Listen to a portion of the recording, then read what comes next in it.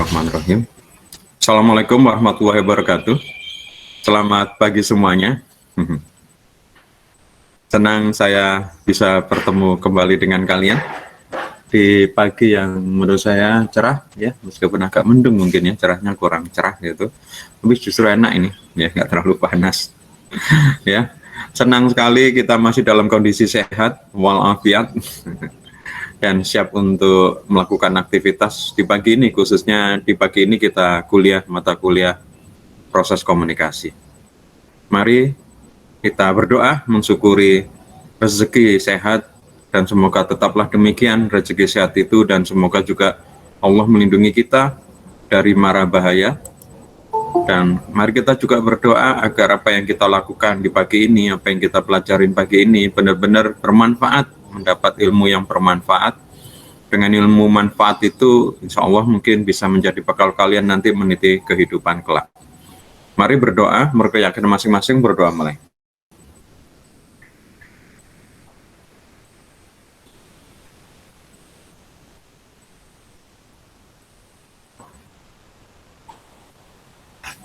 Selesai. Oke, seperti kebiasaan saya, sebelum memulai saya akan memberi kesempatan kalian mungkin untuk bertanya tentang materi-materi sebelumnya. Monggo.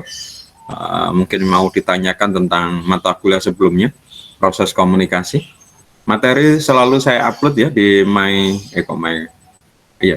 Brilliant ya, betul, My Brilliant ya.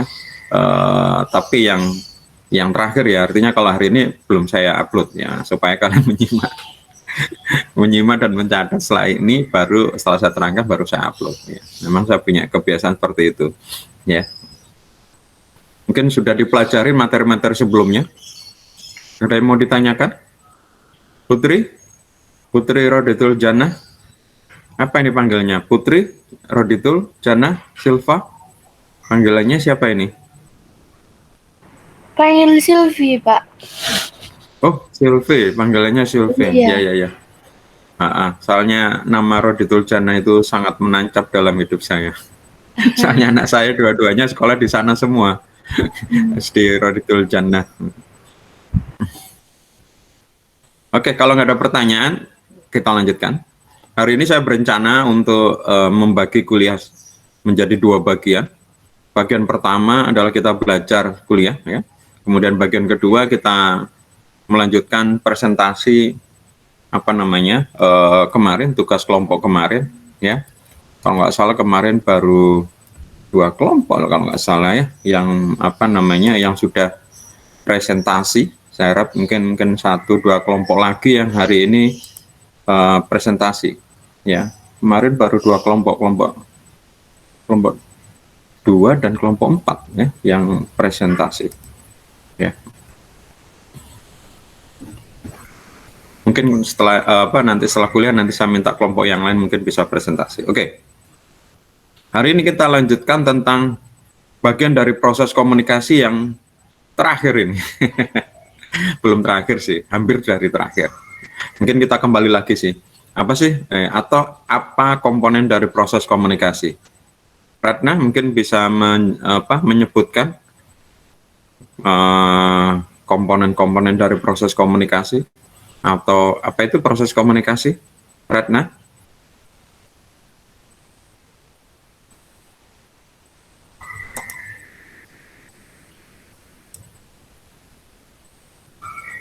Dibantu Alif mungkin, Alif Apriyadi.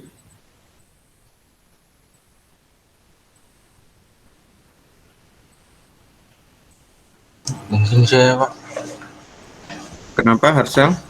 Mungkin saya bisa jawab, Pak. Iya. Kamu panggilannya apa? Harsel, Hans, atau Oktosel, apa ini? Iya, panggilnya Harsel aja, Pak. Harsel. Iya, Pak. Ya, oke, monggo. Komponen komunikasi yang pertama komunikator. Yes, betul. Yang kedua pesan. Yes, betul. Media. Yes. Komunikan atau penerima. Ya, good. Itu, Pak. Makasih. Kurang. Ya, apa sudah cukup atau? Ya, yang masih kurang segitu aja, Pak. Bagus, alhamdulillah. sudah mau berusaha menjawab betul, betul semua sampai cuma kurang gitu ya. Mungkin ada yang mau melengkapi, mungkin Sylvie mau melengkapi. Tapi saya salut sudah berusaha untuk ini. Kalau nggak berusaha seperti itu, loh kenapa ini keluar kelas? Sylvie mau membantu melengkapi? Ini dasar ini. Ya kan, dan selalu saya sampaikan, dan itu harusnya di luar kepala ini. Makanya kok mata kuliahnya kok namanya proses komunikasi, kenapa tidak pengantar ilmu komunikasi ya, karena atau ilmu komunikasi atau teori ilmu komunikasi, karena mungkin lebih ke prosesnya, mungkin ya saya perhatikan seperti itu ya. Alif mungkin mau melengkapi yang sudah disebutkan sama Harcel. Ini kenapa kamu live? Iya Pak. Apa sinyalnya kurang bagus atau bagaimana? Sedikit bagus. Bukankah kamu pakai wifi, bukan pakai seluler? Iya Pak, cuma lagi benerin agak nge-lag. Oh gitu, berarti kamu Iya. restart ya, live Iya. terus join lagi gitu ya? Iya, Ya. betul Pak. Nah, ini mungkin kamu bisa melengkapi apa yang sudah dikemukakan sama Harcel tadi tentang proses komunikasi, komponen dari proses komunikasi. Pengirim pesan ya Pak? Yes, Pengirim pesan. atau namanya apa tadi sudah disebut sama Harcel tadi? Pengirim pesan atau? Komunikator ya? Yes, betul. Terus? Komunikator, kemudian pesan yang disampaikan. Ya, betul. Good. Tadi sudah disebut Harcel. Terus? Saluran. Ya, saluran. Ini yang belum tadi disebut sama Harcel. Bisa jadi berarti melengkapi. Terus, oke? Terus yang terakhir komunikan. Apa? Komunikan. Penerima. Penerima. Ini kurang juga ini. Iya, Jadi kamu melengkapi dari Harcel tadi ada saluran itu, tapi belum lengkap juga ini. Ya, jadi kalau kita lihat proses komunikasi ada komunikator, ya, kemudian pesan, ya, terus kemudian saluran atau medium, kemudian komunikan, terus kemudian Akibat. ada efek, ya, efek, ya. Ya. Nah, dari efek ini kemudian bisa saja komunikan kembali, ya, menyampaikan pesan ke komunikator, namanya feedback. Selama proses ini ada noise, ya. Nah, hari ini kita belajar tentang efek, ya, bagian dari efek. Kalau dulu sudah pernah belajar komunikator, sudah pernah belajar pesan, sudah pernah belajar medium, sudah pernah belajar komunikan, ya.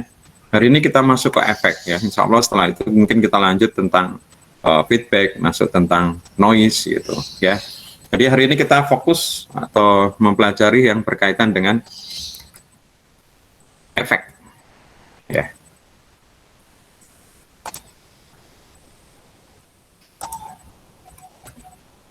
Oke, efek. Ya. Ada beberapa jenis efek, ya, kalau menurut Kate Erstem dan John E. Bose, ya. Yang pertama ada yang dinamakan sebagai efek primer, dan yang kedua ada yang dinamakan dengan efek sekunder. Ya. Apa itu efek primer? Efek primer adalah lebih ke arah terpaan, perhatian atau pemahaman, ya, pemahaman yang diinginkan komunikator pada komunikan. Ini efek primer, ya. Misalnya contoh, saya berkomunikasi dengan kalian pagi ini, ya. Yang saya sampaikan adalah berkaitan dengan kuliah, ya, mata kuliah proses komunikasi. Yang saya harapkan ketika saya berkomunikasi ke kalian, ya, saya sebagai komunikator berharap kalian mendapat mendapat perhatian, ya, kalian menjadi lebih paham, ya, atau kemudian mendapat terpaan dari saya, ya, itu efek primer, ya. Makanya kemarin kalau nggak salah di mata kuliah sosiologi komunikasi kalau nggak salah, ya, ada yang mencelut kita agak berdiskusi. Kalau misalnya saya ngomong dengan kucing, ya, bos, kamu kok lapar sih? Kamu kok lapar kurus gini sih, kenapa sih ya? Menurut kalian, saya berkomunikasi dengan kucing ini, saya ngomong dengan kucing ini, apakah termasuk komunikasi? Gimana menurut kalian? Ilham? Ilham Aditya Hertanto.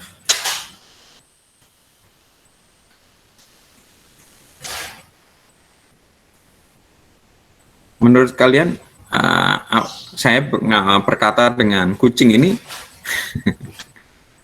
atau berkata dengan pohon? Wah, nama gila, kucing masih mending ya. Mau berkata dengan pohon, apalagi berkata dengan batu. Ya. Loh, memangnya ada, Pak? Ya, bisa, ya nggak tahu, mungkin ada ya mungkin ya. Nah, ini apakah bisa dimaksud dengan komunikasi? Diki, apakah saya ini termasuk berkomunikasi? Eli mau jawab? Bisa termasuk, tapi kayaknya tidak gitu. Kenapa Eli? Bisa termasuk juga, tapi soalnya Anda tidak jawab. Jadi kayaknya tidak. Jadi saya ngomong dengan batu, saya ngomong dengan pohon gitu, ngomong dengan sungai, ya itu termasuk komunikasi. Enggak, Pak. Tidak, Pak. Gimana Harsel? Enggak. Termasuk, Pak. Iya. Kenapa kok enggak? Tidak masuk. Oh ya, kenapa? Kenapa alasannya enggak masuk? Karena Tidak apa masuk. ya, Pak? Mungkin benda mati karena Iya, benda mati betul. Tapi coba Sama- alasannya sesuai teori kita, maksudnya sesuai komunitas, ilmu Pak. kita yang kita pelajarin di sekarang ini. sama nggak dapat feedbacknya, Pak. Ya, feedbacknya tidak ada. Ya, betul sekali. Ya, jadi tidak bisa dinamakan sebagai komunikasi karena kita tidak berharap efek. Ya, kan tadi proses komunikasi ada komunikator, ada pesan, ya lewat medium, kemudian ada komunikan, kemudian berharap efek. Ya, kalian mau berharap efek nggak?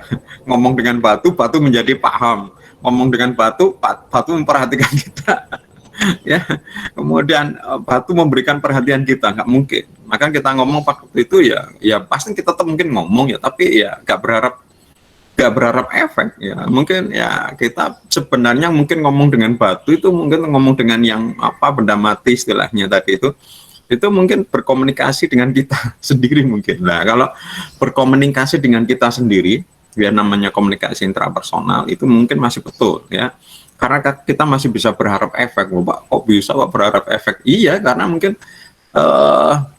yang kita ajak intra kita ini kemudian mungkin akan berharap berubah dengan apa yang disampaikan. Kok bisa? Misalnya begini.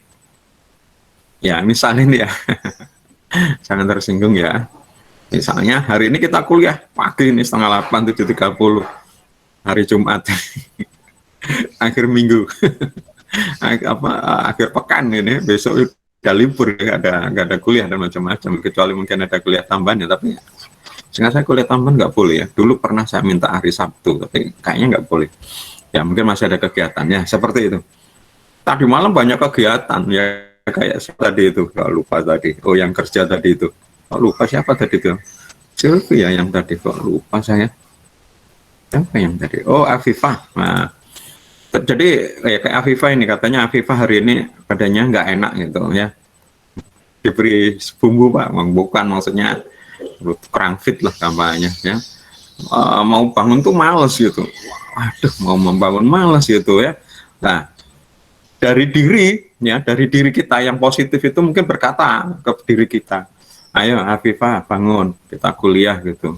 Afifah yang lain mungkin ngomong, kita kalau tadi malam kan kerja keluar kota capek ini, badan kita rasanya nggak enak, nggak usah lah, nggak kuliah aja nggak apa-apa toh. Saya belum pernah nggak masuk ini, jatah saya masih belum saya kepakai. Jatah bolos saya belum kepakai ini. Hari ini pertemuan yang ke-11 ya, pertemuan yang ke-11 ini 10 hari ini saya 10 pertemuan masuk terus ini ya, ini contohnya. Karena loh jangan begitu, kita semata-mata kuliah bukan hanya sekedar menggugurkan kewajiban kita sebagai mahasiswa, seperti enggak, tapi ilmu gitu. Kita kalau nggak masuk rugi, nggak dapat ilmunya, nggak bertemu dengan teman-teman, nggak bertemu dengan dosen, itu mungkin sisi yang lain. Oh gitu ya, tapi ini gimana ini? Ya sudah, kita kuliah aja dengan Pak Yusuf, tapi mungkin ya sambil sambil rebahan sambil bersandar misalnya. Normalnya kalian kuliah seperti saya gini duduk di kursi melihat laptop di meja karena mungkin badan nggak enak, yang penting kuliah dulu ya, nggak apa-apa, yang penting bisa itu oke. Kalau begitu saya setuju. Nah, ini bisa saja mungkin kalau ngomong sendiri ya, kita ngomongnya mungkin seakan-akan ngomong ya ke benda mati, tapi sebenarnya mungkin ngomong ke kita. Tapi kalau jelas kita ngomong ke benda mati, batu, kamu tahu nggak? Kemarin saya lewat sini, dompet saya jatuh ini. Kamu tahu nggak jatuh sayanya di mana? Nah, ya kayak gitu. Itu yang mungkin bukan namanya komunikasi karena nggak berharap efek. Ya. Jadi tetap proses komunikasi tadi itu harus memiliki unsur tadi semuanya. Ya, makanya jangan capek, jangan bosan. Dan jangan lupa sebenarnya untuk mengingat bahwa proses komunikasi ya harusnya syaratnya itu. Kalau nggak ada syaratnya itu ya seperti sebuah ilmu ya memang syaratnya itu ya harus terpenuhi. Kalau nggak memenuhi syarat ya berarti tidak memenuhi, gampang seperti itu. Kemudian berikutnya selain efek primer, efek komunikasi ini ya adalah memiliki efek sekunder. Ya, kalau efek primer yang terjelas tadi itu ya, kalau saya berkomunikasi berkata gitu, saya kepinginnya mendapat perhatian atau kemudian mendapat menjadi paham kalian. Nah, kalau efek sekunder ini bisa saja mungkin perubahan dari tingkat kognitif ya. Tingkat kognitif itu di otak ya, di pengetahuan ya, di pengetahuan yang kalian mungkin tidak tahu menjadi tahu. Misalnya tadi saya cerita tentang masalah ini lo ngomong sama batu ini bukan komunikasi, jadi oh begitu ya, jadi tahu. Nah itu ya, oh berarti itu bukan komunikasi, apa lo? Ya seperti itu. Atau kemudian mengubah sikap, misalnya seperti saya ngomong dengan diri, misalnya Afifah tadi ngomong dengan dirinya sendiri, akhirnya yang tadi berniat untuk tidak kuliah bisa. Makanya menurut saya sih kuliah sekarang ini sebenarnya harusnya tidak boleh tidak masuk ini. Makanya aneh kalau bagi saya itu masih ada yang absen gitu ya, absen itu aneh bagi saya. Karena kalian cukup melakukan di mana aja kok. Misalnya contoh, kalian terpaksa misalnya, mohon maaf ya terpaksa misalnya mengantar orang tua atau siapa ke rumah sakit gitu, masih bisa ya presensi, admit ya selesai, kemudian dengarkan kuliah sebisa mungkin ya, karena memang kondisinya darurat. Coba kalau offline, nggak mungkin kalian. Presensinya ya harus datang. Kalau gini bisa, makanya saya itu aneh kalau kuliah online, apalagi kuliah saya. Saya menyerahkan presensi itu, saya serahkan kepada sistem ya, biar waktu kita itu full untuk benar-benar belajar. Kalau masih ada yang absen, nah ini menurut saya aneh sekali ya. Terus kemudian dengan sistem ini kalian bisa kuliah di mana aja, dengan apa saja, apalagi kuliah seperti ini juga harus bisa disambi ya, tapi maksud saya disambi maksudnya ketika darurat ya, harusnya karena kalian adalah tanggung jawabnya adalah siswa, tanggung jawabnya kalian belajar oleh orang tua ya, harapan kalian ya, harapan orang tua yang memberi tugas kepada kalian harusnya nggak disambi ya, nggak disambi. Orang tua tahu misalnya, oh kalian kuliah ya udah nggak diganggu. Ya kayak gitu ya, ini yang makanya saya tuh heran kalau masih ada yang absen, aneh gitu ya. Kuliah online ini menurut saya sangat mudah, saya sudah membantu ya, materinya sudah saya siapkan, semua sudah siapkan. Bahkan kalau kemudian kalian mau mengulang pelajaran, ada rekamannya. Coba kuliah offline nggak ada ya. Kalau kalian misalnya kemarin Pak Yusuf penjelasannya apa ya, nggak bisa ya, paling mungkin tanya sama teman ya, tergantung juga teman juga nggak merhatikan ya, kok Pak Yusuf ngomong gini loh kemarin, enggak. Tapi ini kita bisa ngecek lagi ya. Jadi menurut saya online ini ada positifnya juga ya, ada positifnya juga. Makanya saya juga berpikir nanti kalau misalnya kelas offline, apa saya rekam juga ya, saya bawa tripod gitu, kemudian saya rekam itu. Jadi kalau misalnya kalian di kelas misalnya ingin melihat atau mereview apa yang itu, mungkin bisa juga melihat rekaman, nggak tahu. Tapi yang jelas kalau online ini bisa langsung kita rekam dan kita bisa ulang ya. Jadi kalau kemudian kalian misalnya tidak meningkat, ini menurut saya aneh ya, karena dengan online ini ada positifnya tadi itu ya. Pertama untuk absen ini harusnya ini nggak mungkin ya, nggak mungkin absen ya, kecuali kalau sesuatu hal ya.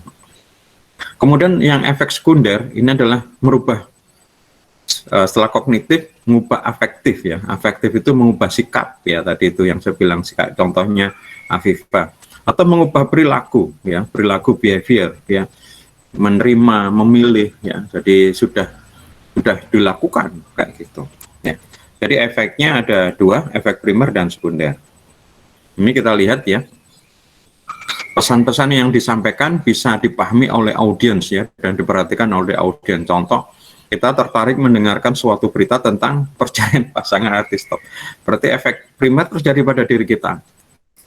Kalau kalian yang sekarang menurut kalian berita yang menarik kalian apa sekarang?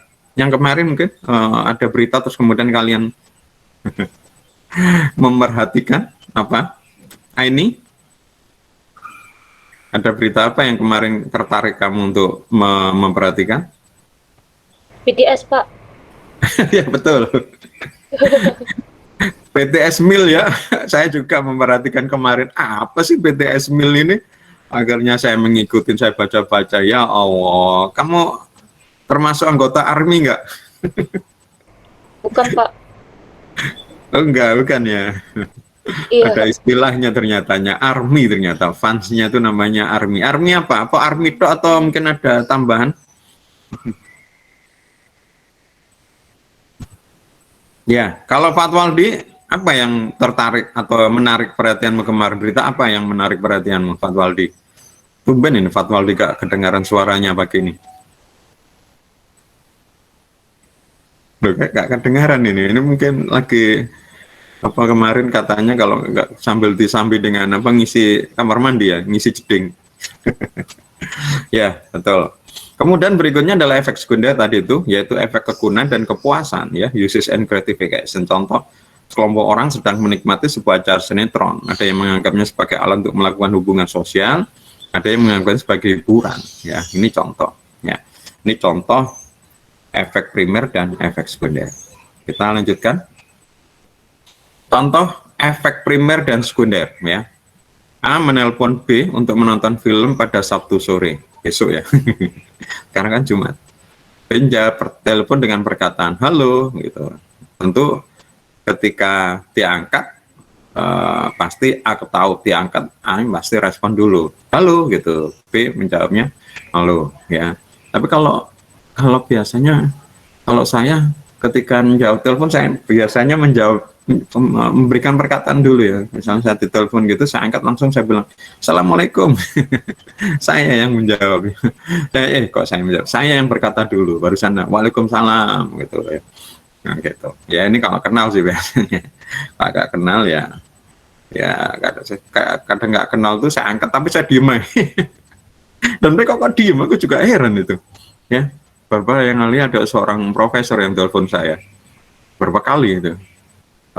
Ketika saya angkat kan ya itu saya ya memang dulu klien saya ya, tapi udah lama gitu loh, udah 5 tahun yang lalu, 4-5 tahun yang lalu telepon di beberapa hari, saya angkat, loh kok diem. Ya saya matikan, ya dia nggak telepon lagi, besoknya telepon lagi, angkat diem. Nah bayangan saya kenapa kok saya gitu, takutnya biasanya kalau di HP itu apa istilahnya kesenggol ya, nggak sengaja tertekan, nggak sengaja ketekan kan, kadang-kadang otomatis gitu call gitu ya.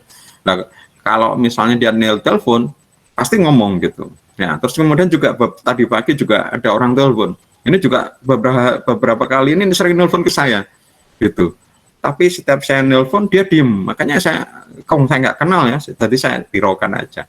Nah tadi ketika saya angkat dia ngomong halo, berarti bukan ketekan ya, saya takut seperti itu. A menyampaikan permintaannya kepada B agar B bisa mengerti maksud A, efek primer.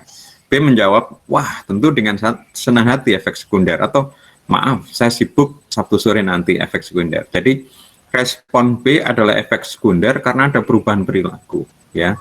Jadi efek primernya ya B memperhatikan apa yang disampaikan oleh A ya, sedangkan efek sekunder ya ya dia mungkin merespon apa yang diinginkan ya.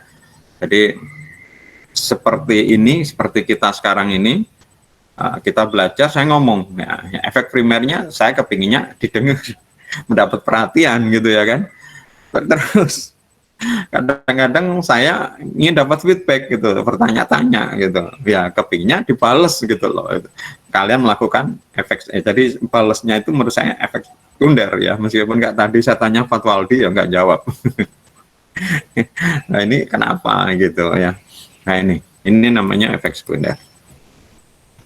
Fatwaldi, halo, tes. Oke, join toh. Oke, kita lanjut. Oke, seperti yang sudah disampaikan tadi, menurut Kate Erstem dan John E. Bose ya, teori efek ada efek tak terbatas ya, unlimited effect, ada efek terbatas dan efek moderat. Ya. Kita lihat detailnya. Menurut Rahel dan Hibbert ya dan kawan-kawan, isi media dapat dibagi 6 kategori. Ini adalah efek tidak terbatas dari komunikasi massa. Yang pertama adalah berita dan informasi. Artinya efek tidak terbatas ini yang disampaikan pesan tadi itu nggak ada batasan, ya nggak ada batasan. Kita mungkin masih bisa membaca ya. Contoh kayak nggak salah beberapa hari yang lalu atau mungkin sering kadang-kadang saya bilang, coba kalian datang ke perpustakaan Surabaya Post misalnya. Surabaya Post itu terbitnya udah lama itu ya. Coba ke sana. Kalau dulu perpustakaan Surabaya Post itu di Jalan Panglima Besar Sudirman ya, gedungnya bagus ya. Namanya Balai Surabaya Post. Kayaknya sekarang sudah dijual dan diganti Geraha warna-warni kalau nggak salah. Saya nggak tahu pindah kemana itu. Ya, perpustakaan cukup lengkap ya. Salah satunya adalah dia mendokumentasikan korannya, ya, koran yang lama. Kebetulan dulu saya mengerjakan skripsi S1 itu, yang saya teliti adalah koran Surabaya Post ya, tahun berapa tahun lama lah, tahun 70-an ya. Itu masih ada, saya lihat masih ada. Nah ini apa yang disampaikan ini ya nggak terbatas, efeknya nggak terbatas. Saya masih dapat informasi terus, dapat membaca berita terus ya. Meskipun mungkin ya itu tadi efek sekundernya mungkin kurang loh. Saya tahu itu buat apa juga, karena misalnya saya baca tahun Surabaya Post tahun sekarang tanggal berapa sih? Tanggal 11 ya. 11 Juni gitu, 11 Juni. Saya lihat 11 Juni tahun 1970 misalnya di koran Surabaya Post. Kemudian diberitakan ada kecelakaan gini. Ya saya tahu ya. Tapi ya mungkin efek sekundernya juga buat apa. Tapi kalau mungkin sifatnya pengetahuan mungkin ya. Kemudian analisis dan interpretasi, pendidikan dan sosialisasi, hubungan masyarakat dan persuasi, iklan dan bentuk penjualan ya. Yang saya teliti itu adalah iklan ya. Iklan baris di Surabaya Post saya bandingkan tahun 70 sama tahun 90-an. Jadi selisih 20 tahunan ya. Apa yang membedakan iklan baris tahun 70-an dengan tahun 90-an itu saya bandingkan ya. Itu skripsi saya waktu S1. Ya, terus kemudian hiburan. Ya, yang menarik yang saya baca dulu yang di Surabaya Post yang suka itu kartunnya. Kartunnya itu setiap hari ada kayak kartun gitu ya, komik strip namanya ya. Kalau nggak salah tokohnya namanya Ferdinand ya. Nah, itu lucu itu. Karena cirinya pakai kayak topi gitu ya, topi apa itu, topi badut ya, topi kurcaci ya, agak lancip gitu lah, seperti itu, lucu itu ya. Itu saya baca ya, itu efek tidak terbatas ya. Apa yang lama itu pun juga masih oke ya, masih bisa ya. Bahkan sampai sekarang saya masih menyimpan majalah-majalah ilmu pengetahuan Sigma. Mungkin sekarang kalian nggak pernah tahu ya, karena dulu ada majalah Sigma, isinya itu ilmu pengetahuan ya. Saya menyimpan sampai sekarang ya, dan itu kadang-kadang saya baca ya. Kemudian juga majalah angkasa ya, itu kadang-kadang masih saya baca sampai sekarang, padahal itu tahun 90 ya. Kok bisa Pak Yusuf ya sambil kalau lagi gak ada kerjaan itu saya baca, karena memang saya suka tentang pesawat ya. Efek tidak terbatas ini didasarkan pada teori atau model peluru, kemarin kayaknya sudah saya jelaskan ya, tentang jarum suntik. Apa kemarin penjelasan saya? Apa yang dimaksud dengan teori atau model peluru atau jarum suntik, hypodermic needle? Ada yang masih ingat? Karima? Mungkin mau menjelaskan kemarin yang sudah saya jelaskan tentang teori jarum suntik?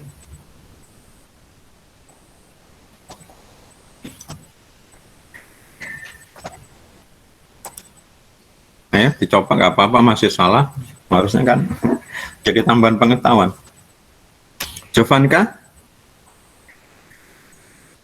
mungkin mau mencoba apa kemarin yang saya jelaskan tentang berarti saya dapat efek primer dari kalian, tapi saya masih belum mendapat efek sekunder ya dari kalian. Efek primernya ya kalian memperhatikan saya, ya apa namanya kalian ikut hadir di pertemuan ini. Tapi mengubah kognitif yaitu mendapat pengetahuan kayaknya belum. Kenyataannya saya tes kalian nggak bisa menjawab. Padahal saya ingat ini saya jelaskan di kalau nggak salah kita 2 kali pertemuan tentang membahas tentang teori-teori komunikasi. Salah satunya adalah teori komunikasi massa yang menganggap bahwa komunikasi massa itu seperti bulat ya atau jarum suntik. Hafiz Muhammad Calvin Afrizal mungkin mau membantu. Hafiz.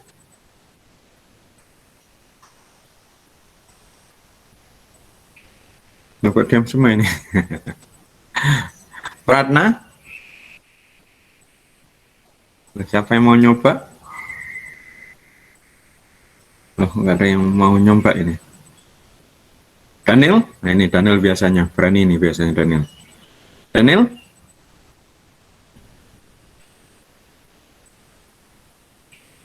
Yang media massa kemarin apa bukan sih? Kenapa, Pratna? Yang tentang media massa kemarin. Iya, betul. Gimana? Memang berkaitan dengan, kalau teori ini berkaitan dengan media massa, betul. Apa? Harusnya kalian Kayak kemampuan media massa gitu. Kenapa? Untuk mempengaruhi seseorang. Iya. Kayak kemampuan penuh dari media massa untuk mempengaruhi seseorang gitu. Ya, betul sekali. Ya. Sebenarnya menurut saya mudah saja. Kalian kan sekarang ambil di depan komputer gitu, silakan dibuka. Harusnya memang gitu ya. Dari kalian buka My Brilliant, terus setelah selesai, kan saya bilang tadi setelah selesai biasanya saya upload materinya, kalian download. Jadi kalau enak sekarang sebenarnya online, toh kalian juga kameranya nggak hidup, saya juga nggak tahu. Misalnya kalian bukai materi saya sambil nyari ketika Faizul tanya ya, langsung bukai gitu. Kan sudah saya beri judul tuh nggak salah nama filenya, ternyata gitu mungkin bisa cepat jawab ini. Dibanding kalau mungkin offline ya harus buka-buka itu mungkin kelamaan ya, itu kalau nyatet. Ya, menurut teori peluru ya, media massa ini memiliki pengaruh yang sangat kuat ya terhadap komunikannya ya. Jadi kayak seakan peluru gitu ya, ditembakkan gitu ya, pasti kena.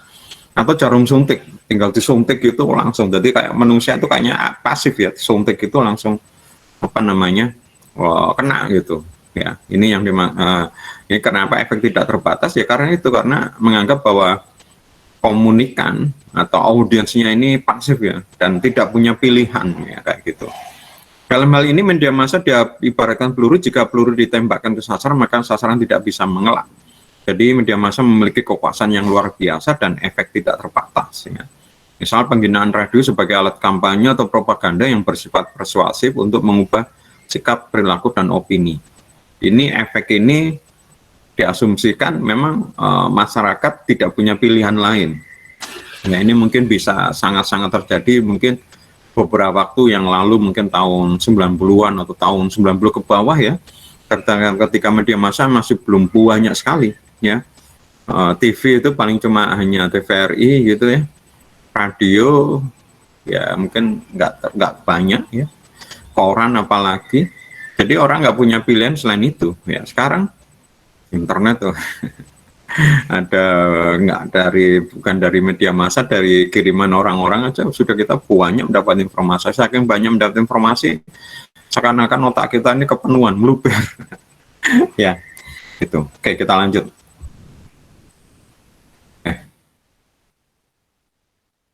Efek tidak terbatas ini memiliki pengaruh kuat dalam membentuk benak audiens karena berulang-ulang ya, disampaikan ya, berulang-ulang ya, sehingga ya kita hafal ya. Kalau nggak salah di kelas sering ini kadang-kadang saya berikan contoh anak-anak di tetangga saya, yang anak-anak SD di tetangga saya itu hafal itu apa namanya, Mars atau partai apa baru itu, Perindo ya.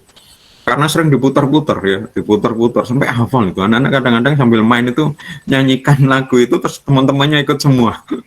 Saya sendiri nggak hafal, ya. Mereka hafal. Yang bisa jadi karena iklan itu diputar berulang-ulang kali sehingga mau tidak mau mereka mendengar dan kemudian hafal. Ya. Kemudian berikutnya adalah mengidentifikasi dan memfokuskan pada audiens tertentu yang ditargetkan. Oh sebentar, adanya pengulangan pesan ini, ya ada hal yang lain ini sebenarnya kalau berkaitan dengan iklan yang kemarin kita pelajarin di teori periklanan sama manajemen periklanan. Artinya apa? Kalau kemudian berulang-ulang mereka kemudian menjadi paham ya, menjadi ingat dan itu bisa meningkatkan apa? Positioning kita. Jadi ini kalau sisi positifnya itu. Jadi kita dengan modal iklan, dengan modal yang mengeluarkan biaya untuk promosi, produk kita kemudian dikenal sampai mungkin menancap di benak komunikan atau audiens dari media massa. Berikutnya adalah mengidentifikasi dan memfokuskan pada audiens tertentu yang ditargetkan. Misalnya, TV dengan sasaran remaja tidak akan memberikan dampak yang besar pada orang tua atau dewasa. Jadi, kalau kita mendengarkan siarannya yang dikhususkan untuk remaja, ya ini tidak akan memberikan tadi itu efek sekunder yang banyak gitu. Kenapa? Kenapa menurut kalian? Kalau ternyata segmennya ini ternyata kalau kita menjadi audiensnya dari media massa yang sebenarnya bukan segmennya, ya, terus kemudian ternyata itu tidak memberikan efek sekunder. Kenapa kira-kira? Aurora mungkin bisa membantu analisa.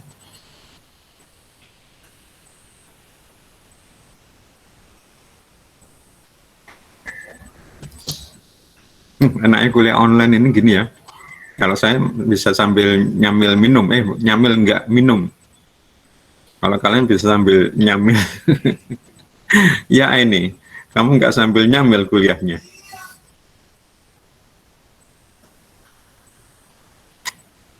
Loh, kok diam semua ini?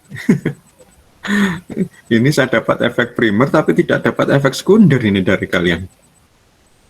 Siapa yang mau membantu jawab? Ini saya tanyain kok diam semua ini, tumben ini.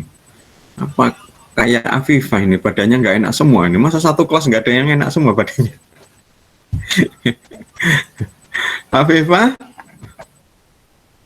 Afifah ini nggak jawab, tapi jawabnya pakai chatting ini. Nggak tahu mic-nya rusak tak? Dimas Erza.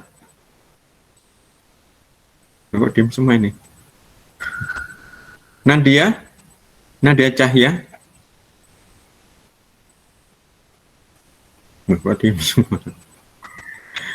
Safira Wahyu. Loh ini juga namanya Olivia. Ya, nggak apa-apa suaranya habis, tapi kan bisa jawab pakai chatting kan, Afifah?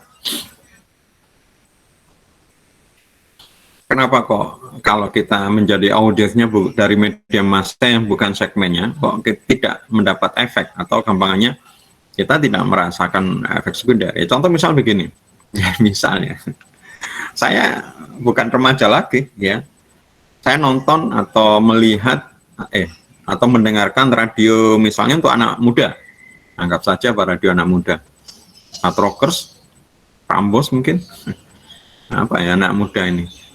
Lagunya yang diputar nggak sesuai dengan selera saya, ya nggak terlalu ya. Saya ya tahu dapat efek primer ya, saya memberikan perhatian dan saya mendengar ya pesan yang disampaikan. Tapi saya kurang enjoy, kurang gembira, kurang excited ya seperti itu. Beda dengan kalau kemudian saya mendengarkan radio yang memang untuk orang tua. Misalnya radio Surabaya misalnya, lagu-lagunya kayaknya pas dengan radio yang selera saya. Nah ini contoh. Ya, jadi efek tidak terbatas itu contohnya seperti itu. Ya. Sekarang berikutnya yang kedua adalah, ya tadi ada yang mau komentar, siapa mic-nya nyala? Eli? Loh, Fatmawaldi malah live. Eli, kamu mic-nya on tadi, kenapa? Kalau menurut saya tuh beda generasi, beda gaya. Jadi kalau macam generasi milenial atau macam gaya sekarang ini macam kita mau punya itu tidak mungkin orang tua kita akan mau. Ya, seperti Betul, betul. Ya memang begitu ya, gimana lagi. Semakin juga sebaliknya kalian mendengarkan lagu, ya lagunya saya, lagu generasi saya juga mungkin nggak menikmati lagu apa gitu. Lagu cengeng atau apa, mungkin loh ya. Artinya ya memang seperti itu. Ya, oke, saya lanjutkan lagi. Yang kedua, efek terbatas. Kalau tadi efek tidak terbatas. Ini diperkenalkan oleh Joseph Klepper, ya. Penyebab terjadinya efek terbatas ini adalah rendahnya terpaan media massa. Ini sudah mulai agak modern ya, ketika sudah banyak saluran media massa yang bisa diakses ya. Jadi sudah ada pilihan ya. Pihak TV menganggap berita yang disiarkan di TV akan ditonton orang banyak dan efek yang ditimbulkan akan besar dan nyata. Padahal banyak penonton TV yang tidak serius memperhatikan siaran berita ya. Gitu. Nah, perlawanannya adalah berasal dari individu sebagai audiens komunikasi massa. Contoh kompetisi pemilihan presiden di Amerika Serikat ya, yaitu Ronald Reagan vs Jimmy Carter ya. Oleh pendukung Carter, Reagan dikatakan terlalu tua untuk menjadi presiden ya. Sedangkan pendukung Reagan mengatakan Carter itu tamak. Jadi ada perang kata-kata antara kedua pendukung. Ini mungkin hampir sama dengan kita beberapa waktu yang lalu ya, ketika Pilpres itu antara pendukung Jokowi dengan pendukung Prabowo ya, mereka saling mengolok gitu ya. Ya ini contoh.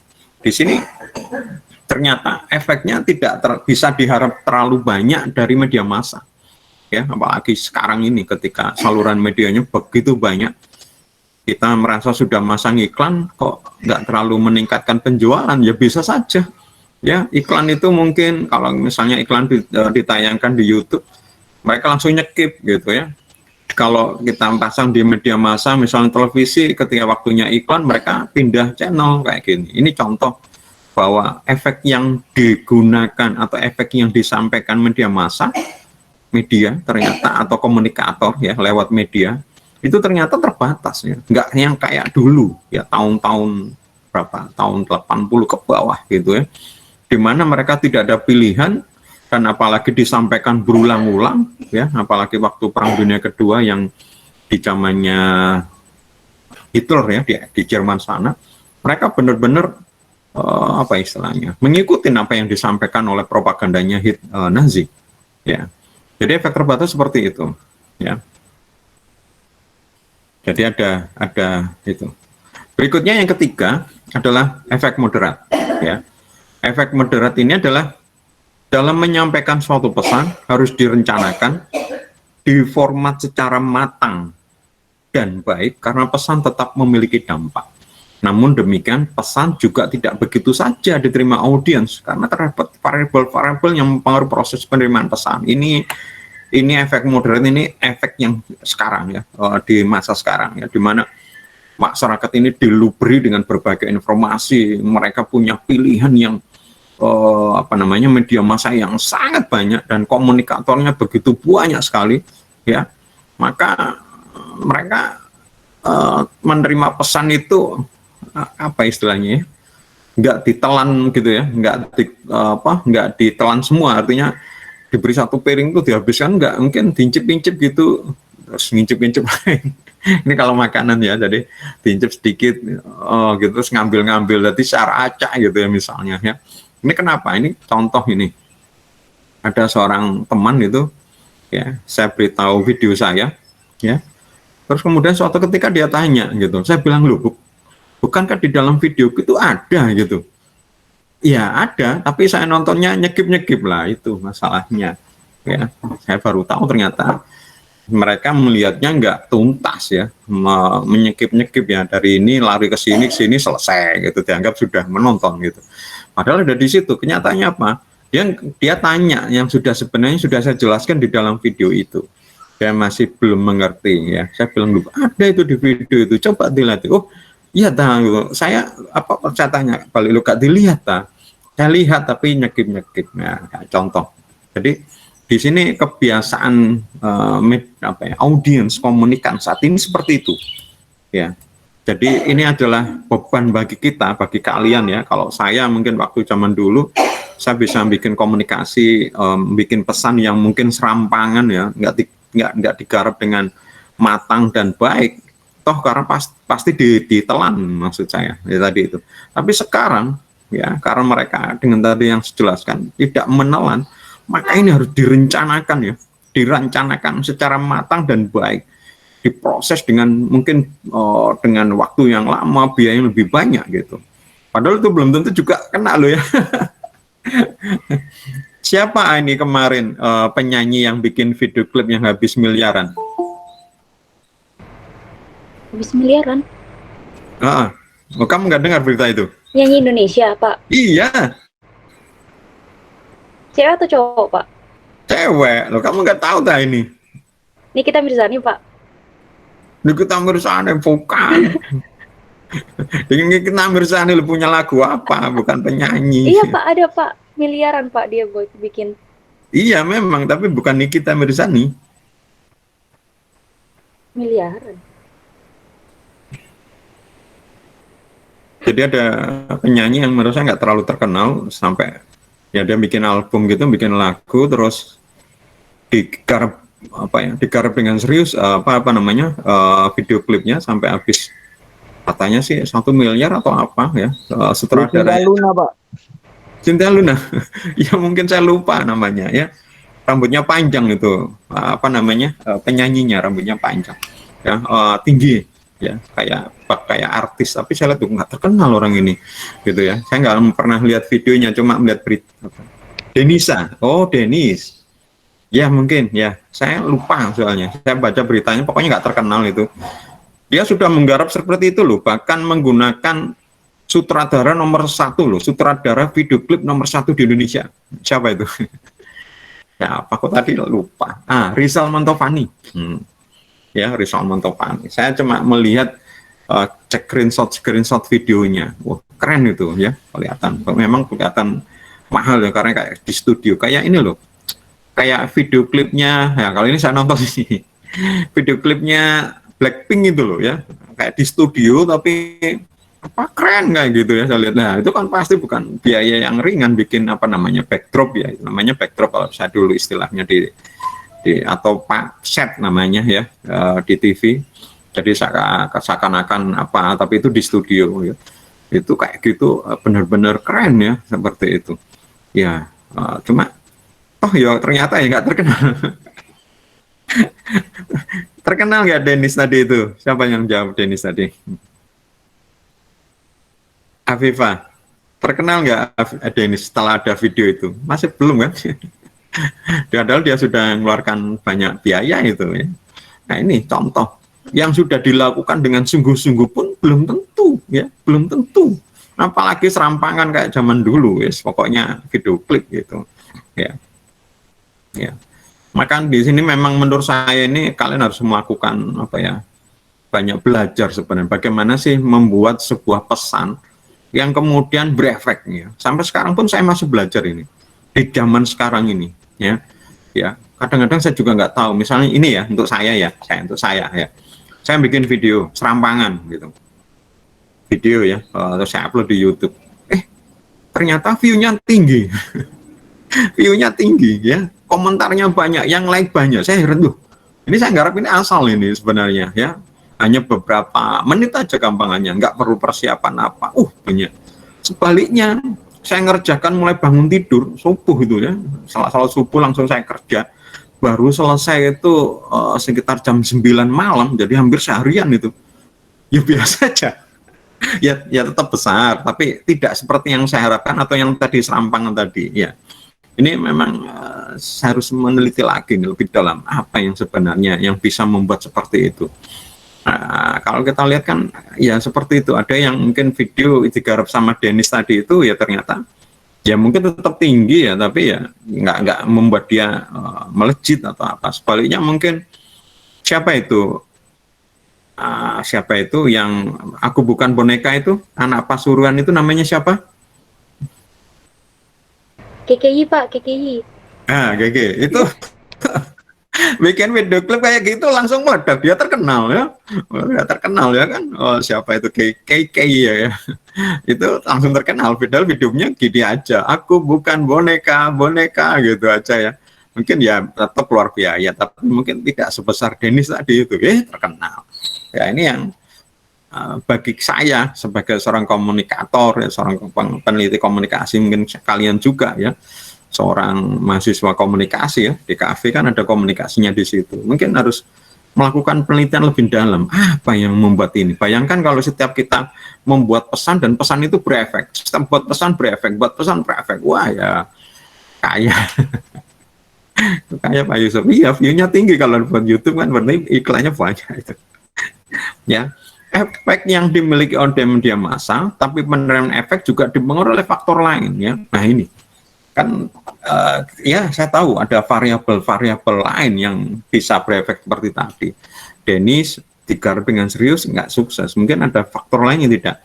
Keke digarap serampangan tapi kemudian sukses. Nah ini ada sesuatu variabelnya. Variabel apa saja ya, mungkin seperti tingkat pendidikan, nilai yang dianut, lingkungan sosial dan kebutuhan dan lain-lain ya. Ya, jadi kalau kita lihat sekarang contohnya misalnya efek tak terbatas. Masyarakat Indonesia menerima begitu saja pesan iklan larutan penyegar cap kaki 3 untuk menghilangkan panas dalam, bibir pecah dan sariawan. Ini iklan zaman dulu ya, tahun 80-an, 90-an ya. Ketika media massa belum banyak, ada iklan larutan penyegar cap kaki 3 dan mereka untuk pertama kalinya waktu itu mengenalkan istilah panas dalam. Mungkin kalau sekarang mungkin dibully, oh panas dalam gitu ya. Tapi zaman dulu diterima ya. Bayangkan kalau kita pegang orang gitu panas, oh ini wajar. Ini kita pegang nggak panas, tapi panasnya ada di dalam. Ini penyakit apa ini panas dalam, dan tinggal minum ya. Sehingga pada waktu itu banyak orang punya kebiasaan untuk minum itu. Bahkan kalau sakit minumnya itu ya. Contoh lagi untuk efek terbatas adalah lambat laun masyarakat menganggap cairan itu seperti minuman biasa dan tidak langsung meminumnya jika mengalami panas dalam itu. Ini efek yang tadi itu ya, sekarang dengan mulai ada banyak informasi yang terus ya masyarakat menganggap ya biasa ya tetap mungkin minuman biasa, boleh mungkin minuman yang mengandung mineral atau apa, tapi tidak berharap itu benar-benar obat ya. Saya dulu ingat pokoknya kalau sakit kadang-kadang minum ini aja gitu, atau kadang-kadang penjenguk yang datang ke orang sakit kadang-kadang bawa oleh-oleh gitu cap kaki 3 untuk supaya diminum ya.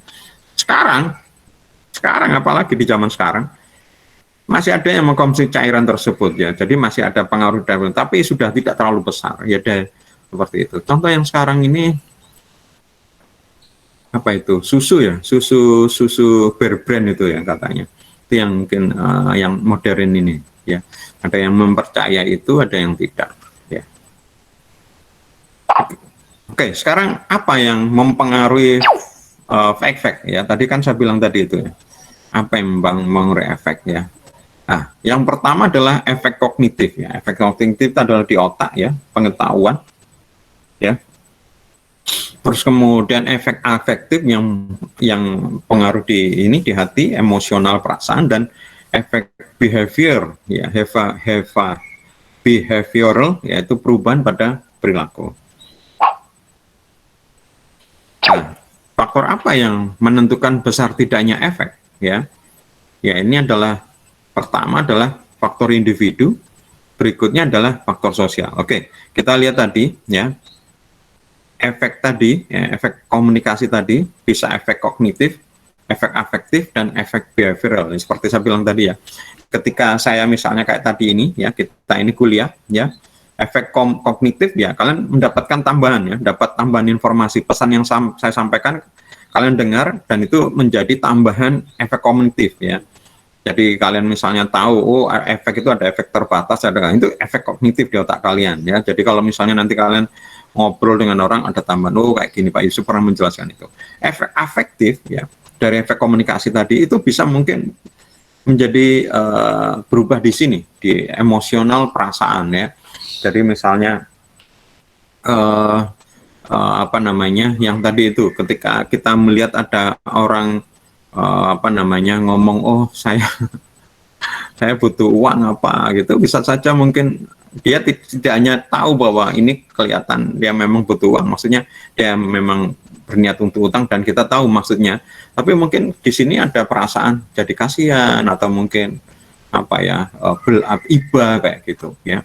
Nah, kalau kemudian efek viral itu sudah melakukan perubahan. Jadi kalau misalnya ada teman kalian datang telepon pagi-pagi, aku kemarin begini-begini, aku pinjam uang sama kamu Pak gitu. Ya, perilakunya adalah mungkin aku ya kebetulan punya uang tak pinjami kamu ya. Setelah melihat bahwa tadi itu kita merasa kasihan. Jadi efek komunikasi itu. Maka kalau kita berkomunikasi tanpa ada efek, ya itu mungkin bukan komunikasi. Seperti dia bilang, kita berkata ya, bukan berkomunikasi ya, berkata, dan berkata ini nggak ada efek itu ya itu mungkin bukan komunikasi.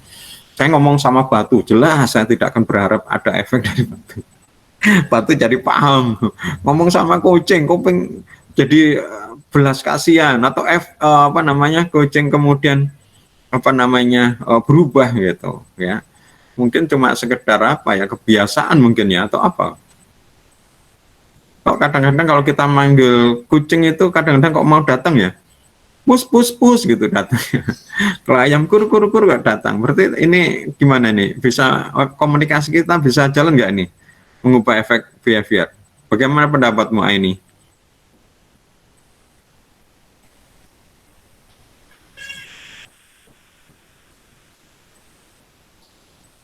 Gimana Pak? Kita berkomunikasi sama binatang, kadang-kadang kan binatangnya juga berubah, ya, maksudnya mengubah perilakunya. Iya. Hanya kita beri beras gitu, kita bilang kur ya, ayamnya Iya, datang dia semua sambil kita bagi, atau kita bawa pindang gitu, pus, pusnya jualan lari-lari gitu ya, mendekati kita, mendekat ke apa namanya ke kaki kita. Nah, ini berarti komunikasi dengan binatang bisa nggak tuh, atau berefek nggak menurutmu? Berefek Pak. Berarti komunikasi itu ya? Tapi itu bukan komunikasi juga Pak. Kenapa? Kan harus ada, oh iya Pak, karena ada feedbacknya dari burung. Tapi Bisa saja itu cuma kebiasaan aja, dia tidak melihat komunikasi, artinya dia tidak paham ya. Seperti saya bilang, komunikasi yang menurut Wilbur Scranton itu harus ada harus ada irisan ya. Ini nggak ada irisan ya, nggak ada irisan.